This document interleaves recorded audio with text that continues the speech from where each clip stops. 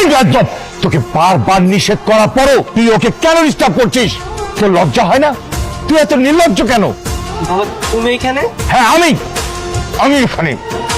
তোদের মতো ছেলেদের অপকর্মের জন্যই মানুষ রাস্তায় দাঁড়িয়ে 999-কে কল করে পুলিশ ডাকে। হেই, তুই এত নির্লজ্জ কেন রে? তোর নিজের প্রতি লজ্জা হয় না? স্যার, এটা আপনার ছেলে? হ্যাঁ মা, এই বেয়াদবটাই আমার ছেলে।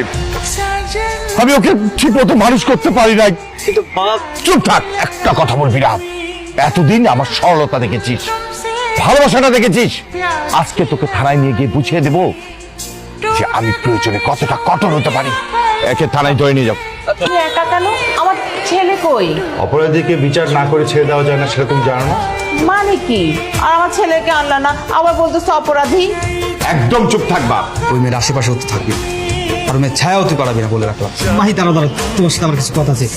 কি বলবেন বলেন। তুমি হৃদয়ের বিরুদ্ধে মামলাটা তুলে নাও না, হৃদয় কখনো তোমাকে ডিস্টার্ব করবে না। পুলিশ ধরে নিয়ে গেছে, পুলিশকে বলুন। আমাকে এসব বলছেন কেন? চলুন তো মামা। আমি তোমার মায়ের মতন, আমি জানি আমার ছেলেটা অনেক বড় অন্যায় করে ফেলছে, এই জন্য আমি অনেক লজ্জিত মা। তুমি আমাকে একটা হেল্প করো না মা, তুমি থানায় গিয়ে একটু অভিযোগটা তুলে নাও। এই মুহূর্তে আমি কি করতে পারি? তুমি আমার সাথে একটু থানায় চলো।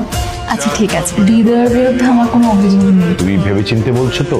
বাদী তার মামলা তুলবে, এটা ভেবে বলছে নাকি না ভেবে বলছে তাতে তোমার কি? প্রতিদিন এসব ঝামেলা ভালো লাগে না। আজকে ওকে ছেড়ে দেবো, কালকে যদি আবার সেম কাজ করে আসে তখন তো আবার বিচার আসবে।